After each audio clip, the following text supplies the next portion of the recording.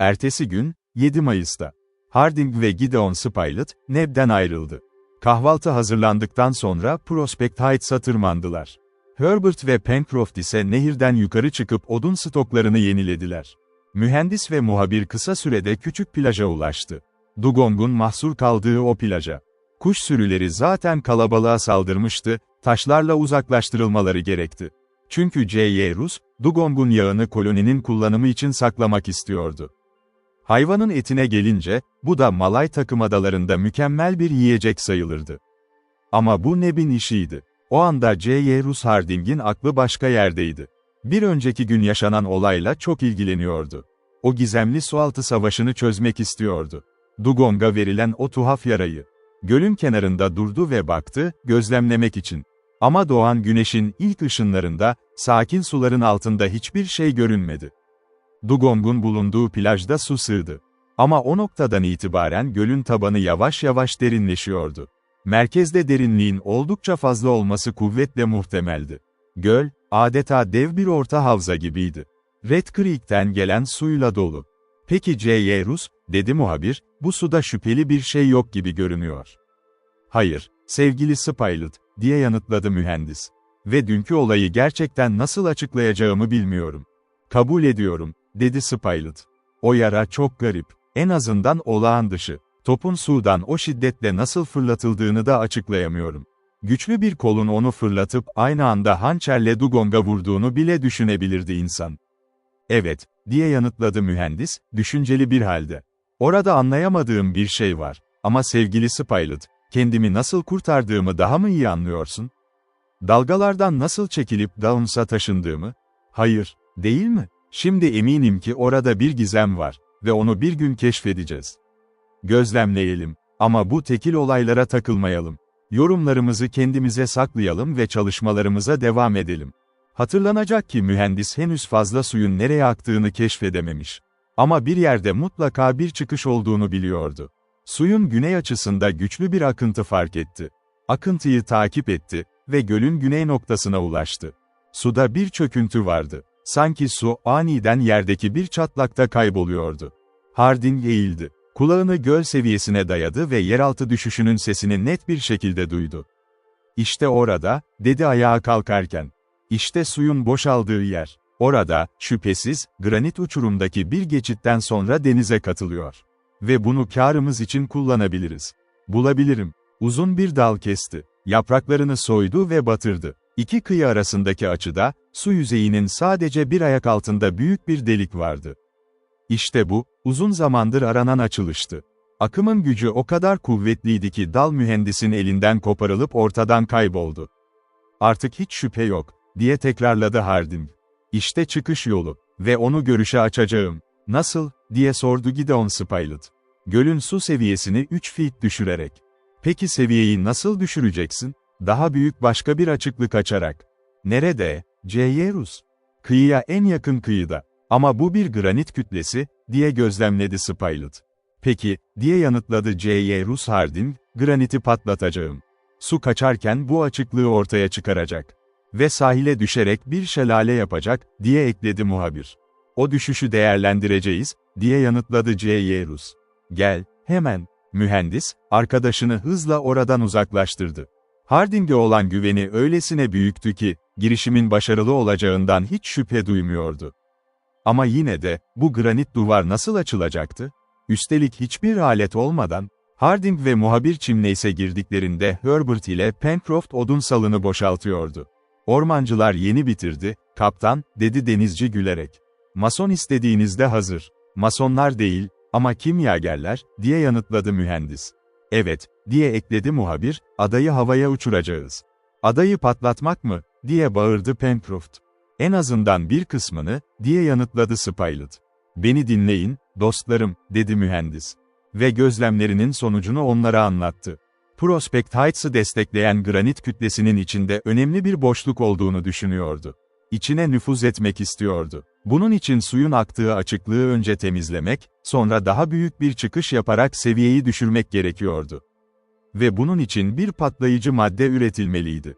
Harding, doğanın eline verdiği minerallerle bunu deneyecekti. Pencroft'un bu projeye ne kadar coşkuyla sarıldığını anlatmaya gerek yok. Graniti açmak, bir şelale yaratmak, bu denizciye çok yakışırdı. Hatta kimyager olmayı tercih ederdi. Ve NEB de bunu kabullenmişti, hatta bir dans ve davranış profesörü bile olurum, demişti, eğer gerçekten gerekirse. NEB ve Pencroft'a önce Dugong'un yağını çıkarmaları ve eti korumaları söylendi. Birkaç dakika sonra Cyrus Harding, Herbert ve Gideon Spilett, kömür damarına doğru ilerledi. Orada bol miktarda şistos pirit bulunuyordu. Akşam olduğunda bacalarda birkaç ton taş biriktirilmişti. Ertesi gün, 8 Mayıs'ta, mühendis manipülasyonlarına başladı. Şistos piritler esas olarak kömür, çakmak taşı, alümina ve demir kükürtten oluşuyordu. Amaç, demirin kükürtünü ayırıp onu sülfata dönüştürmekti. Elde edilen sülfat, yani sülfürik asit. İşte ulaşılması gereken hedef buydu. Sülfürik asit, en sık kullanılan maddelerden biri. Bir ulusun üretim önemi tüketimiyle ölçülür. Bu asit yerleşimciler için mum üretiminde, deri işlemede büyük fayda sağlardı. Ama bu sefer mühendis onu başka bir amaç için saklıyordu. Cyrus Harding, bacaların arkasında düzgün bir zemin seçti. Zemine bir katman dal koydu, üzerine şistos pirit parçaları yığdı, hepsini ince bir pirit tabakasıyla kapladı. Sonra oduna ateş verildi. Şist alevlendi. Çünkü içinde kömür ve kükürt vardı. Yeni pirit katmanları devasa bir yığın oluşturacak şekilde düzenlendi. Dış cephesi toprak ve çimenle kaplandı, birkaç hava deliği bırakıldı. Sonra, dönüşümü kendi kendine tamamlamaya bıraktılar. Bu, demir sülfürünün demir sülfatına dönüşmesi için 10 ile 12 gün gerektiriyordu. Diğer maddeler ise, çakmak taşı, yanmış kömür, kül, erimez olduğu için katı kalırdı. Bu kimyasal çalışmalar sürerken Cyrus Harding diğer işlere de devam etti. NEB ve Pencroft Dugong'dan yağ çıkarmıştı. Şimdi bu yağdan gliserin elde edilecekti. Bunun için yağı gazoz ya da kireçle işlemek yeterliydi. Kireçle yapılırsa çözünemez bir sabun ortaya çıkardı. İşe yaramazdı. Gazozla yapılırsa hem çözünebilir sabun hem de mühendisin istediği gliserin elde edilirdi. Cyrus Harding gazoz almaya karar verdi. Zor muydu? Hayır. Kıyıda bol miktarda deniz bitkisi vardı. Ficoids, rek, tüm o fukaceae. Bunlar toplandı, kurutuldu, açık havada yakıldı. Sonuç, uzun süren kompakt gri bir kütle. Doğal soda, adıyla bilinen madde. Mühendis yağı gazozla işledi. Ortaya hem çözünür sabun hem de gliserin çıktı. Ama bu hepsi değildi. Harding'in geleceği düşünerek hala başka bir maddeye ihtiyacı vardı. Potasyum nitrat, daha iyi bilinen adıyla salpeter ya da güherçile. Bu maddeyi azotik asitle işleyerek üretmek mümkündü. Ama azotik asit yoktu. Neyse ki doğa onlara bu zahmeti de vermedi. Herbert, Mount Franklin'in eteğinde bir damar bulmuştu. Yapacakları tek şey bu tuzu arındırmaktı. Bu farklı işlemler bir hafta sürdü. Sülfürün demir sülfatına dönüşümü başarılıydı. Ardından demir sülfatı damıtmak için tuğladan bir fırın inşa ettiler. 18 Mayıs civarında, kimyasal üretim neredeyse tamamlanmıştı. Gideon Spilett, Herbert, NEB ve Pencroft, mühendisin ustalıkla yönlendirdiği en iyi işçiler haline gelmişti. Ve tüm ustalar öğretmek için, her şeyden önce zorunluluğa ihtiyaç duyar.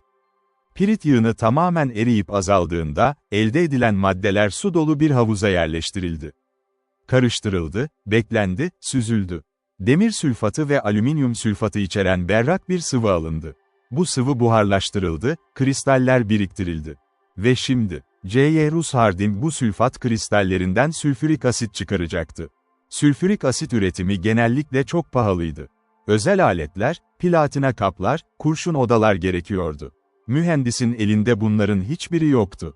Ama Bohemya'da bilinen çok basit bir yöntem vardı. Nordhausen asidi denen bu yöntemle, üstün bir konsantrasyon derecesinde asit üretmek mümkündü. Tek yapılması gereken şeydi, demir sülfat kristallerini kapalı bir kapta ısıtmak. Sülfürik asit buhar halinde damıtılır ve yoğuşma yoluyla elde edilirdi. Kristaller tencerelere kondu. Fırının ısısı asidi damıttı. Operasyon başarıyla tamamlandı. 20 Mayıs'ta, başladıktan 12 gün sonra, mühendis sülfürik aside sahipti. Peki bu asidi ne için istiyordu? Azotik asit üretmek için. Ve bu kolaydı. Kükürt asidine uğrayan güherçile, damıtma yoluyla azotik asit verirdi. Ama bu azotik asidi nasıl kullanacaktı? Yoldaşları hala bilmiyordu. Çünkü Harding onlara henüz hedeflediği sonucu açıklamamıştı. Ama mühendis amacına neredeyse ulaşmıştı. Son bir işlem kalmıştı. Biraz azotik asit aldı, daha önce buharlaştırılıp yoğunlaştırılmış gliserinle karıştırdı. Su banyosuna maruz bıraktı ve sonunda birkaç pint yağlı sarı bir karışım elde etti. Bu son operasyonu J. Russ Harding tek başına yaptı. Bacalardan uzak, tenha bir yerde. Çünkü patlama tehlikesinden korkuyordu. Ve bu sıvıdan bir şişe gösterdiğinde arkadaşlarına şunu söyledi. İşte nitrogliserin, sessizlik. Bu, korkunç bir şeydi. Patlayıcı gücü sıradan barutun belki de 10 katıydı. Zaten pek çok kazaya neden olmuştu. Onu dinamite dönüştürmenin yolu bulunmuştu o zamanlarda, yani kil ya da şeker gibi gözenekli bir maddeyle karıştırmak. Ama o dönemde dinamit Lincoln Adası'ndaki yerleşimciler tarafından henüz bilinmiyordu. Ve kayalarımızı havaya uçuracak olan bu sıvı mı, dedi Pencroft inanamayarak. Evet, dostum, diye yanıtladı mühendis. Ve bu nitrogliserin, granit son derece sert olduğu için, daha da büyük bir etki yaratır. Bunu ne zaman göreceğiz, kaptan? Yarın, dedi mühendis. Maden için bir çukur kazıp bitirince. Ertesi gün, 21 Mayıs'ta, gün doğduğunda madenciler harekete geçti. Lake Grant'ın doğu kıyısına gittiler. Kıyıdan sadece 500 metre uzaktaki o plato, sadece granit kasa tarafından kontrol ediliyordu. Eğer bu kılıf bozulursa, su açıklıktan fışkırır, platonun eğimli yüzeyinden akarak sahile ulaşırdı. Gölün seviyesi düşer ve suyun kaçtığı gizli açıklık ortaya çıkardı. İşte asıl hedef buydu. Mühendisin talimatıyla Pencroft bir kazmayla granit saldırdı. Güçlü ve ustaca darbelerle, delik eğimli olarak açıldı, gölün su yüzeyinden çok daha alçak bir noktaya ulaşacak şekilde. Patlayıcı güç böylece kayayı parçalayacak ve suyun akması için büyük bir alan açılacaktı. Mühendis en az 7 litre nitrogliserin ayırmak istiyordu. Pencroft ve NEB o kadar iyi iş çıkardılar ki, akşam 4'te maden tamamlandı. Şimdi patlayıcı maddenin ateşlenmesi meselesine gelindi. Nitrogliserin genellikle fulminat kapsülleriyle ateşlenirdi. Yani bir şok gerekliydi. Çünkü basitçe yakıldığında bu madde patlamadan yanardı. J. Russ Harding bir perküsyon şapkası üretebilirdi, ama başka bir yolu seçti. Nitrogliserinin bir şokla patlayacağını biliyordu. Birkaç damla nitrogliserin üzerine çekiçle vurmak patlama yaratmaya yeterliydi. Ama operatör darbeyi vermek için orada olamazdı, yoksa kendisi de kurban olurdu. Harding bir çözüm düşündü. Birkaç librelik bir demir kütlesini lif vasıtasıyla dik bir direğe astı. Kükürtle emdirilmiş ikinci bir uzun lif, birincinin ortasına bağlandı. Diğer ucu ise madenden birkaç metre uzaktaydı. İkinci lif yakılınca, birinciye ulaşana kadar yanacaktı. Bu alev lifi yakacak, lif kopacak ve demir kütlesi nitrogliserinin üzerine düşecekti. Mühendis cihazı düzenledi. Arkadaşlarını uzaklaştırdı. Deliği doldurdu, nitrogliserin açılışla aynı seviyeye geldi. Kayanın yüzeyine birkaç damla döktü, üzerinde demir kütlesi asılı duruyordu. Bunu yaptıktan sonra, kükürtlü lifin ucunu yaktı. Ve arkadaşlarıyla birlikte çimneyse döndü. Lifin 5 ila 20 dakika yanması amaçlanmıştı. Tam 5 dakika ve 20 dakika sonra. Devasa bir patlama, ada temeline kadar titremiş gibiydi. Taşlar havaya savruldu, sanki bir volkan patlamıştı. Havanın yer değiştirmesi o kadar güçlüydü ki bacaların kayaları sallandı. Yerleşimciler, madenden 2 milden fazla uzakta olmalarına rağmen, yere atıldı.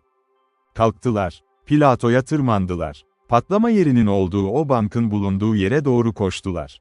Ve bir tezahürat koptu. Granitte büyük bir kira açılmıştı. Sular köpürerek platodan geçiyor ve 300 feet yüksekten sahile doğru hızla akıyordu. J. Russ Harding'in projesi başarılı olmuştu. Ama alışkanlığına göre hiçbir tatmin göstermedi. Dudakları kapalı, bakışı sabit ve hareketsizdi. Herbert coşkuluydu. NEB sevinçle doluydu. Pencroft büyük başını sallayarak mırıldandı. Hadi, mühendisimiz harika anlaşıyor. Nitrogliserin gerçekten güçlü bir şekilde etki göstermişti. Açılış o kadar büyüktü ki, bu yeni çıkıştan akan su hacmi, eskisinden en az 12 ton daha fazlaydı. Kısa süre sonra göl 2 feet ya da daha fazla indi. Yerleşimciler demir uçlu kazmalarını ve mızraklarını almak için çimneyse döndü. Lifler, çakmak taşı, çelik iplerini de yanlarına aldılar. Ardından platoya çıktılar. Top onlara eşlik ediyordu. Yolda denizci mühendise dönerek şunu söylemeden edemedi. Kaptan, o büyüleyici sıvı sayesinde tüm adayı patlatabilir miyiz? Hiç şüphe yok, diye yanıtladı mühendis. Ada, kıtalar, hatta dünyanın kendisi. Bu sadece miktar meselesi. O zaman bu nitrogliserini silah doldurmak için kullanamaz mıyız? Hayır, Pencroft, çünkü çok patlayıcı bir madde. Ama biraz pamuk ya da sıradan barut yapmak kolay olurdu, zira elimizde azotik asit, güherçile, kükürt ve kömür var, ne yazık ki, silahlarımız yok. Ah, kaptan, diye yanıtladı denizci, biraz kararlılıkla. Pencroft, Lincoln adasının sözlüğünden, imkansız, kelimesini çoktan silmişti. Yerleşimciler Prospect Heights'a vardıklarında, eski açılış noktasına hemen koştular. Artık su akmıyordu ve içerisi keşfetmek için hazır görünüyordu. Birkaç dakika içinde gölün en alt noktasına ulaştılar. Ve bir bakış yetti, hedef elde edilmişti. Gölün kenarında, su yüzeyinin artık üzerinde kalan o yer, uzun zamandır aranan açıklık ortaya çıkmıştı. Suyun geri çekilmesiyle açıkta kalan dar bir sırt, yaklaşmalarına izin verdi. Delik neredeyse 20 feet genişliğindeydi ama sadece 2 feet yüksekliğindeydi. Neb ve Pencroft kazmalarıyla kısa sürede uygun bir yüksekliğe getirdi onu. Mühendis yaklaştı ve inceledi. Açılışın yanları en fazla 30 ila 35 derecelik bir eğime sahipti. Uygulanabilirdi. Aşağıya inmek mümkündü. Ve eğer gerçekten büyük bir boşluk varsa.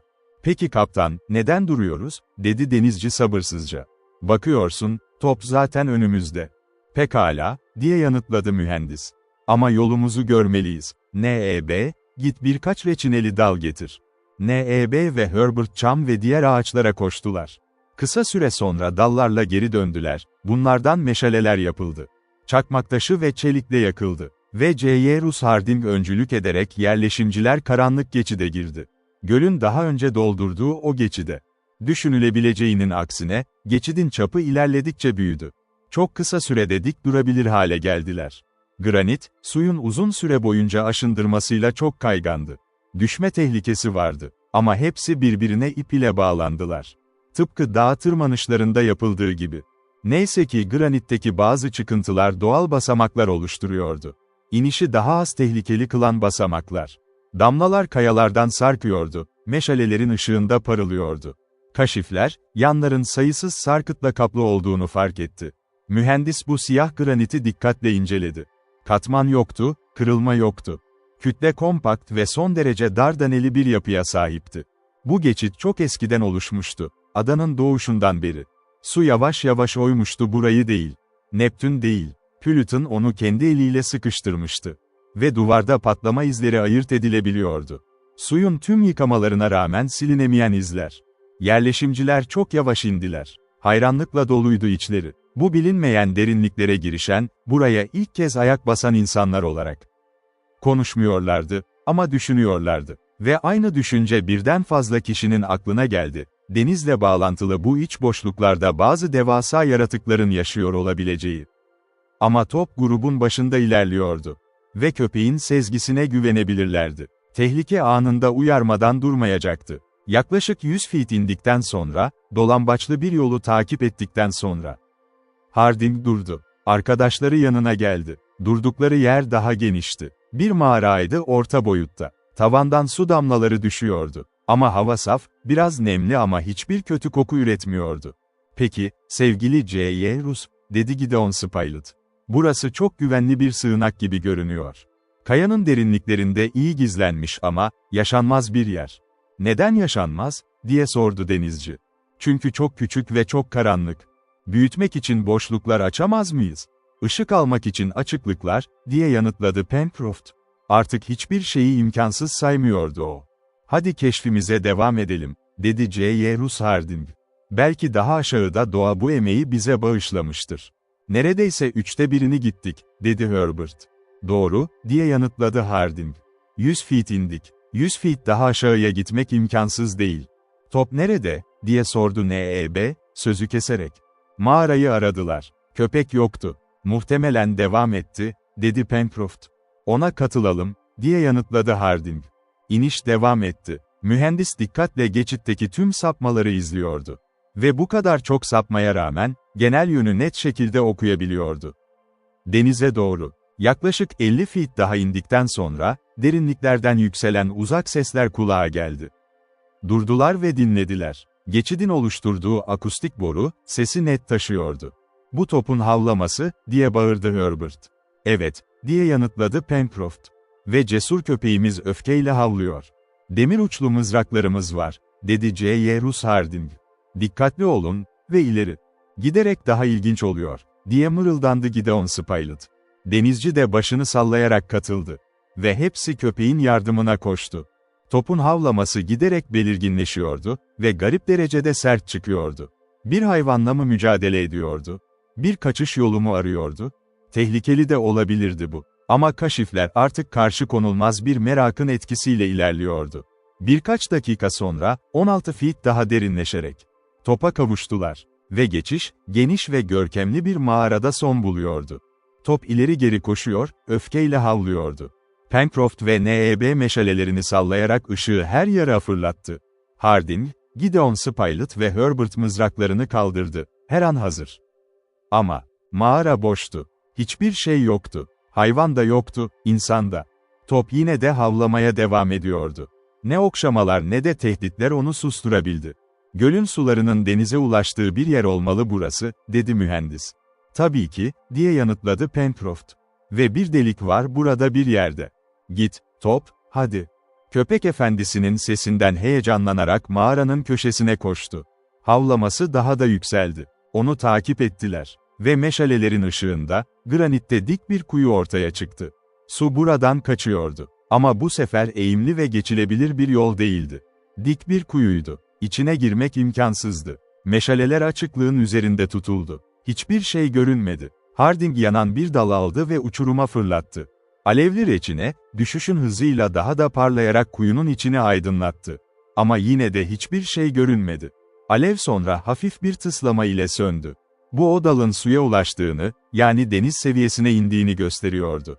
Mühendis düşüş süresini hesapladı. Kuyunun derinliği, yaklaşık 90 feet. Bu demekti ki mağaranın zemini deniz seviyesinin 90 feet üzerindeydi. "İşte bizim evimiz," dedi J.Y. Russ Harding. "Ama bir yaratık tarafından işgal edilmişti," diye yanıtladı Gideon Spilett. Merakı henüz tatmin olmamıştı. "O yaratık, amfibi ya da başka bir şey, buradan kaçtı," diye yanıtladı mühendis. "Ve onu bizim için boşalttı." "Boş ver," diye ekledi denizci.